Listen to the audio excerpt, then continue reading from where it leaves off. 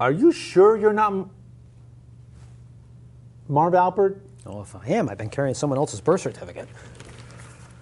Huh. No, I'm not Marv Albert. Huh. Oh, welcome to Progressive Soup. My name is David Stevenson. We have back a second show with Mark Albertson. I keep reminding myself, Mark Albertson. There you go. Okay. Now, in our first show, we laid the thought out, the question out, is modern-day America similar in any sense, or in a lot of senses perhaps, to 1930s Germany? But we're not going to go there quite yet, because I want to talk about, we want to pay a little homage to our troops, because we know that you talked about off camera a little bit about how after the revolution was over, 1783, how a lot of the troops had not been paid for their participation in the war, and that was obviously a serious situation. And you mentioned tell the story about George Washington. That's important, I think. Yeah, after Cornwallis's defeat at Yorktown, the Army was bivouacked up in Newburgh, New York, and they hadn't been paid for a while. Haven't been paid for quite a while. Mm-hmm. The enlisted men hadn't received money. The officers had been promised a retirement of half pay for life. Wow. Yeah. Not too bad. But with the Articles of Confederation, sure, it banded the 13 colonies together to fight the war. Yeah. But it didn't give the Continental Congress power to tax. So where is this money going to come from to pay all these soldiers? So obviously, we have a restive group here. Yeah. And so the threat to the Republic exists, potential mutiny. And so, George Washington went there to try to salvage the situation. And there were some who wanted George Washington to take over the country. And this is what kind of separates George Washington from people like Napoleon, Oliver Cromwell, Julius Caesar. He went there, and when he went there, he knew what was bothering these guys. I mean, they hadn't been paid. Some of them were actually broke. So what he did was, when he went there, here's a man who had led his soldiers, lost more battles than he won, mm-hmm. the American Revolution. And he's obviously a man of means, from Virginia. Mm-hmm. And but he did share a lot of the trials and tribulations with his troops. I mean, there's no mistaking this. So there was a lot of camaraderie. There was a sense of at least empathy on his part. Correct. And when he went there, he knew what these guys were looking for. He knew what they had gone through. And when he went there, he made a great show of taking his glasses out of his blouse. Mm-hmm. And what he did was he opened his glasses and he put them on. He was trying to show his men that, yes, you are out a lot of money and you had gone through a lot. A lot of you guys are broke. Large sacrifices. Yeah. I have lost something too, leading you. Mm-hmm. And that's my eyesight. And he made this impassioned plea to the men, and preaching the virtue of patience. Mm-hmm. That yes, you will be reimbursed, and they were. They eventually, this situation was eliminated. Yeah. But for Congress, this left an indelible mark on Congress that yes, a standing army is a threat to this fledgling republic. So it was always, for the rest of the 18th century, into the 19th century, that we do not have a standing army of any consequence. You rely on militia, National Guard types, that kind of thing. Now, take for instance the Civil War. Mm-hmm. On April 9th, 1865, when when Robert E. Lee surrendered to General Grant, the Union Army could field 2,213,000 men. Now, the following year, Congress passed legislation signed by President Andrew Johnson, reducing the Army to 57,000 men by 1867, 1868. Mm-hmm. Then Congress passed legislation cutting all the infantry regiments. They went from 45 to 25, further reducing the Army to 37,313 men. By 1875, this Army is down to 28,000 men from 2,000,002 10 years before. That's pretty substantial. That's down, really, in fact. Yeah, but the disembowelment doesn't end here. Mm-hmm. Take the Navy. Now, in 1861, the Navy had 42 men of war. Mm-hmm. Well, that's not a lot. No. 4 years later, by the time Lee surrenders, this Navy has 674 combat ships. 63 of them are armored because, keep in mind, the Monitor and the Virginia, correct. By 1869, 1870, this Navy is down to 43 combat ships. Mm-hmm. By 1881, it's down to 23. And the Navy wasn't allowed to order any steel warships anymore. So the armed forces had been emasculated, so to speak. Yeah. But as America grew as this economic power it would come to be, because this really comes along after the Civil War, during the Reconstruction period. And as we reach coast to coast. Correct. They had finally, by the end of the century, they had finally linked the Chesapeake Bay with the Golden Gate. Yeah. So we're done with this big continental expansion. But this is a young, exuberant, vibrant nation looking for new markets and inventions. Countries like that overflow their borders. We're no different. Mm-hmm. So you need what? You need a Navy. You didn't have aircraft then, you need a Navy. Okay, in the 1880s, we start building this brand new steel Navy. Well, you need to fight the War of 1898. Got to kick the Spanish out of Cuba and Puerto Rico. We need an army. Yeah. So now we go from 28,000 men now over to 100,000 men. So you can see the process coming. And then Elihu Root launched the Root reforms in 1901, which Congress okayed and passed. Yeah. And you have this growing professional part of the Army coming along. So now the Army and Navy are maturing not as a part-time force of militia National Guard to an actual standing Army and Navy. This is coming along. And then after World War II is over with, we have been with this military-industrial complex ever since. So you can see the evolution coming. As America becomes this power, you need an Army and Navy. I mean, take India and China today. Yeah. They're buying and building larger navies. Now let's take it back. We talked about after the Revolutionary War and the armies not being, for the most part, not being paid for a period of time after that. And I guess we would agree that that's, breaking pledge on them to pay them for what they did for the emerging country. Right. After World War I,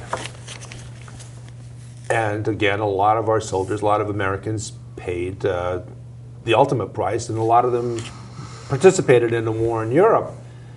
And yet, we had this great influx of soldiers, of veterans, into Washington, which I believe, and correct me if I'm wrong, was over the war bonus. Yeah, the war bonus. Right. Being mistreated, not getting any. A lot of them were unemployed. It was a very.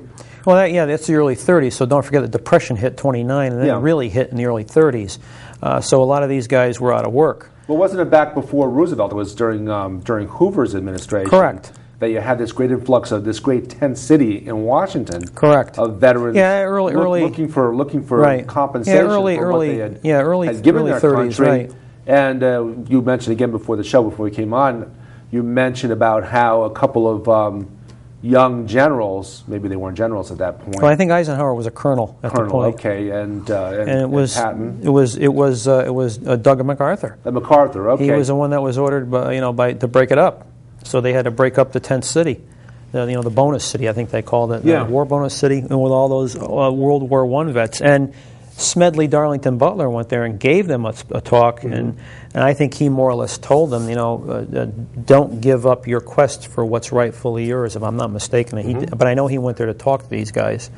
But yeah, it was a bad time for the country. For this country. But, it's interesting because, when Franklin D. Roosevelt took over, mm-hmm. I mean, keep in mind, this is a country that in the 1890s had displaced Britain as the world's ranking economic power. We had made that switch then. We were also in the late 1800s, 1898, with the war with Spain, we had moved from being a continental power because we had united the continent here to now an imperialist power. And at that point, actually, I think Britain still... The sun never set on the British Empire even still at that point. Well, that was the closing stages of the golden age of imperialism. Yeah. That's correct. Britain was still the world's ranking... we surpassed them in terms of... economic power. We had a lot of resources here, which Britain was, by comparison, resource-starved, mm-hmm. like Japan. Right. And that's no mistake that Japan, being an island power, did what? Built a navy. In Japan is an interesting study because in the Japan was one of the, when they opened Japan up to the west, they forced Japan to open itself up to the west. Yeah. Japan is a country that looked around and saw what was happening in China, the Southeast Asia and the Pacific. Well, gee whiz, the Europeans are gobbling all this up. That's not happening to us. They industrialized. They built an army. They dispatched the samurai, who were basically like aristocrats, and they had a conscript army. It was, a classless army, more or less. They had a conscript army, just like in Europe. And when you say conscript, do you mean they were drafted in? Just regular run-of-the-mill guys were in the. It wasn't reserved for just an aristocratic class. Okay. It was a regular run-of-the-mill. Joe Blow was in the army. Were they forced in? Well, some of these guys, for economic reasons, were. This is a country that later forced a lot of people to emigrate because they couldn't pay for them. It was, that was what got the United States angry in the 1890s, early 1900s. That's the problem with immigration today. Yeah. A lot of whites are complaining there's too many Latinos coming across the border. Well, back then it was Japanese and some Chinese.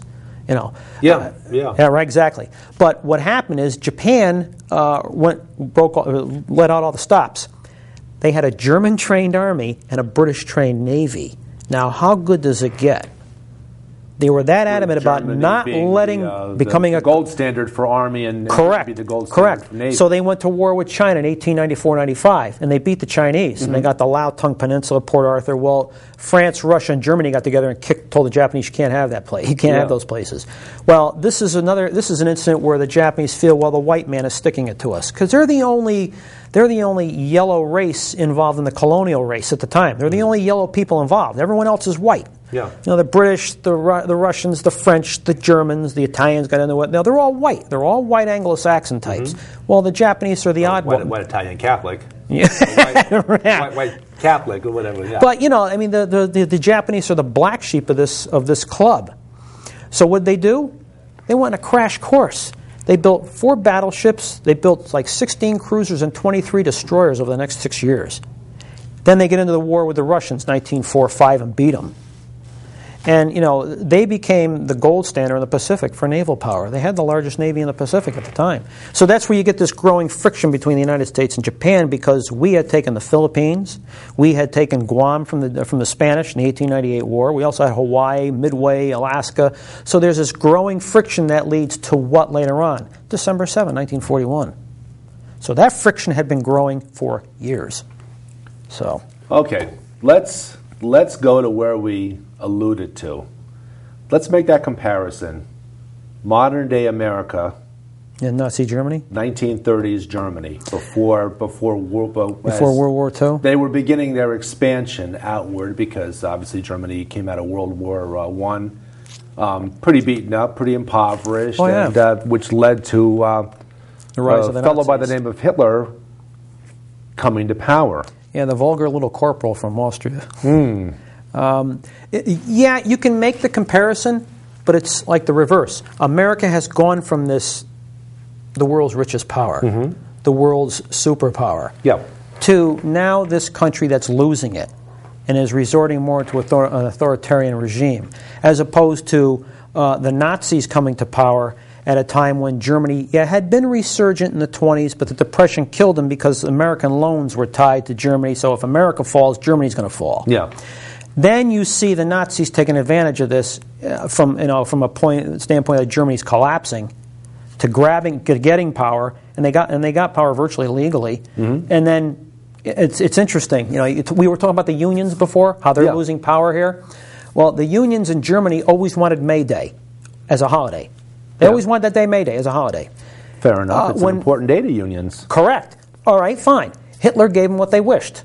He gave them the May Day holiday they were looking for. Then he abolished the unions.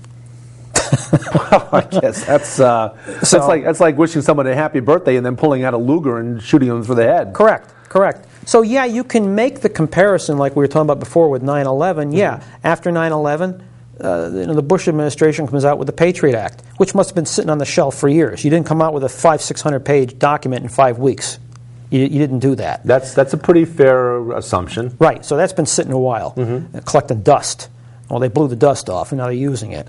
Are there any other documents in history that look like sound like, smell like the Patriot Act? Well, Any other times in history? Yeah, you could talk about, I guess, about the Sedition Act in this country of 1798 or the Sedition Act of 1917, 1918. Now explain the Sedition Act, and then we'll put it in context of the Patriot Act. The Sedition Act was an attempt by certain parties in America, here more the conservative agenda, the conservative types, to cut down on freedom of speech, which is contrary to what, the First Amendment of the United States. You have the right to voice your opinion, write what you want. So these are the type of things that creep up in our country every so often by those of a certain power persuasion who want to keep the population in check. I mean, one of the reasons, and this has been bandied about a lot, our election system. Well, do away with the Electoral College. Well, the Founding Fathers, in trying to erect this country, knew that the common man, or this is their intent, the common man could not run the country effectively. So instead of going a popular vote, you had to have an electoral college to kind of as a backup to make sure that the election was run by the proper candidate. I mean, you can still win the popular election and still lose.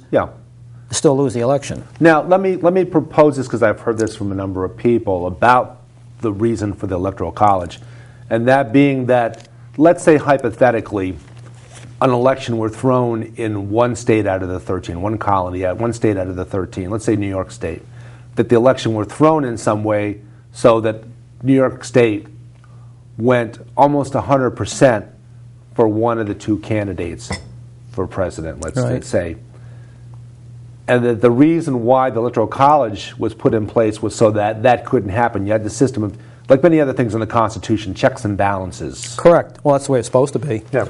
I mean, you can. I assume you're in the background alluding to 2000 and 2004.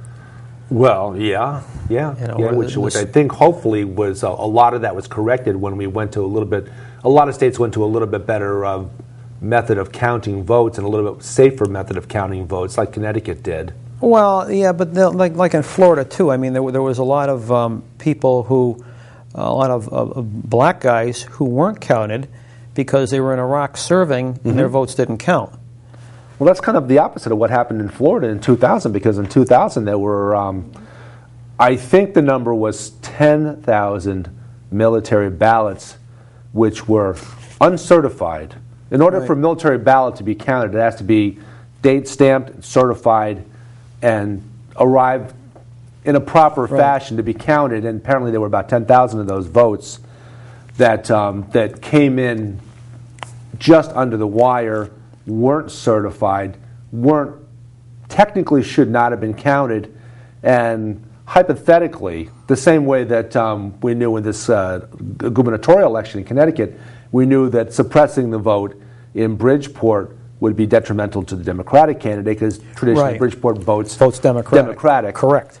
That likewise, adding in additional military ballots, whether they be real ballots or fictitious ballots, generally will go toward the Republican candidate. And those are just Floridian military ballots. Well, yeah, but there's I mean, I don't care what kind of country you're in. It's a matter of degree.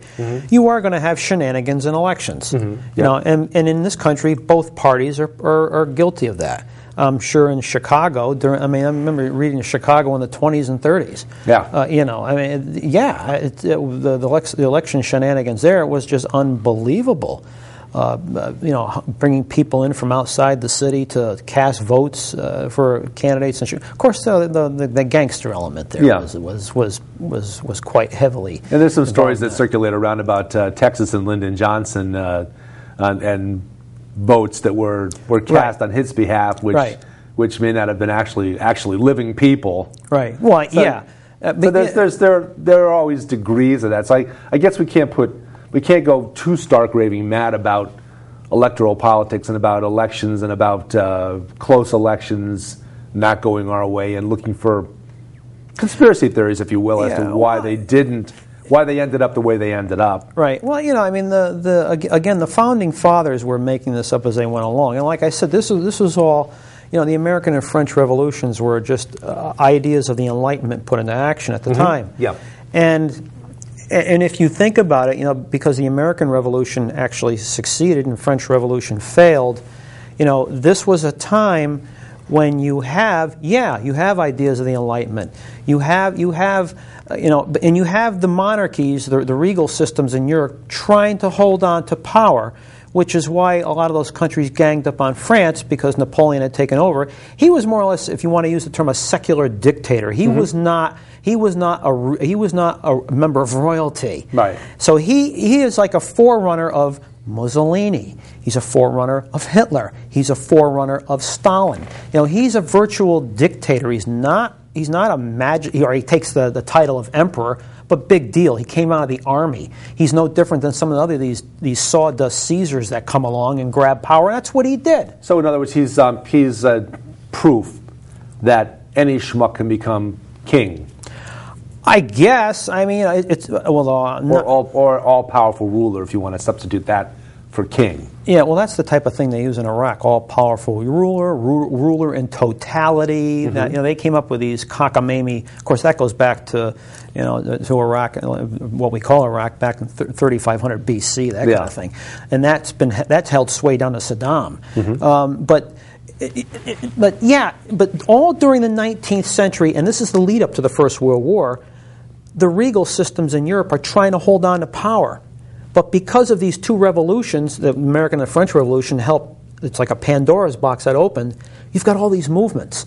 The Industrial Revolution had been going. The Industrial Revolution, socialism, democracy, republicanism, the welfare state, the rising middle class, this rising class of rich. These are all pressures coming along to undermine the regal systems. And all the kings are wondering, what happened to the simple world we used to know? That's what happened with World War I. That's why I always said World War I is a seminal event. Once Gavrilo Princip shoots Archduke Franz Ferdinand of Austria-Hungary and his wife Sophia, on June 28, 1914, the whole house of cards falls down.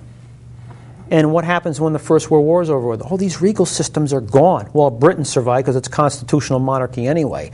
But the Hohenzollerns are gone in Germany. The Ottoman Empire, with the sick man of Europe, that's gone.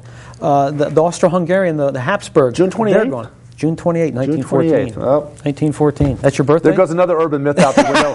My mom, who was born on June 21st, 1914, always said that she was born on the day that event took place. She was a week early. Thanks, Mom. But she's also the one that taught me about in 1493 Columbus sailed the Deep Blue Sea. So what are you going to do? But the World War I, it just turned everything around. I mean, it was like that earthquake and tsunami in 2004. Well, that's what this was politically. The world did a 180, and who were the heirs to this? Well, the Romanovs are gone, Tsar Nicholas II, and then Lenin and Stalin comes along. Like you said before, Hitler was the ultimate heir of the Kaiser. Mussolini takes over in Italy. Japan goes fascist, militarist. So you have this tragedy coming along, and Versailles is no prophylactic to this, if you use that term, and because the British and French still want their colonies. Now that's prophylactic in a different term than what you're thinking about. That's correct. That's correct. Put your mind back in neutral. If I was Marv Albert, that term would have another meaning. But since I'm not Marv Albert, we'll use it in a political context. You're not Marv Albert? Hey. Okay. Yeah, but again. Yeah. Mark Albertson. There we go. Who I want to note is author of some very fine books. If you can get the camera over here on that, thank you. Here's two of them. About the U.S. Connecticut, the Constitution and State Battleship, and on history. Oh, third one. They'll Have to Follow You. So you want to look these up online and order them and take a look at them. They're really great books from a great author. Thank you. Who's not Marv Albert. Correct. Okay. Yeah, so you have World War I as this calamity, this cataclysm coming along, and it just changes the world. The old world as these people had known it had disappeared. And it's not just that. It unleashes, the airplane comes of age as a weapon of war. Poison gas changes the whole nature of warfare. The machine gun had matured by this time. The submarine,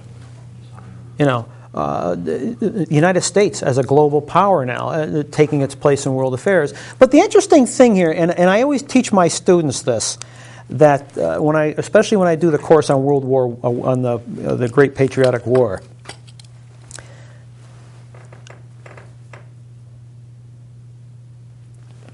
We've got a couple minutes left. Okay, I'll make it quick here. Let's finish up the thought, and then we'll schedule you back on for another show. Finish it up. World War I was a European civil war. That's what it was. It was fought over European issues for the most part. Mm-hmm. Started June 28, 1914, ended Armistice Day 1918. Mm-hmm. It stopped. Didn't end. It stopped. It's 11/11, yeah. It stopped. It started again September 1, 1939, when Hitler, with Stalin's connivance, invaded Poland. Poland was a creation of World War I, and it was wiped off the map. Hitler unites Europe under the swastika. Mm-hmm. He does by force of arms what Maastricht later intends on paper. The EU we have today? European Union, yeah. Correct. He formulates Europe too, but by force of arms. He loses the bid to win the European Civil War on November 27th, 1941. Now, November 27th to December 7th are two important dates. Why? Because Hitler doesn't beat the Soviets. Zhukov throws the Nazis back from the gates of Moscow. Hitler is consigned to a war of attrition. He can't fight this war of attrition. Germany's not made for it. The Japanese bomb Pearl Harbor. The war is no longer a European civil war. This is now a global conflict, one the Axis cannot wage. And with that, we've come full circle, because we started out talking about Mark Albert. But aside from that, we started talking about how the Germans actually lost the war on the Eastern Front. Correct.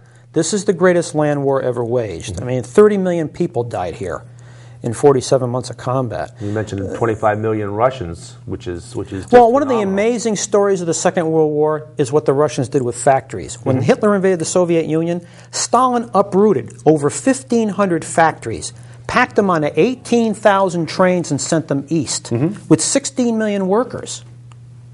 This is the second largest productive story in history after the United States. And with that, we're going to have to wrap it up. This has been Progressive Soup. Thank you very much for watching. David Stevenson. Mark Albertson. Mark Albert. Good night. Enjoy your evening. See you next time.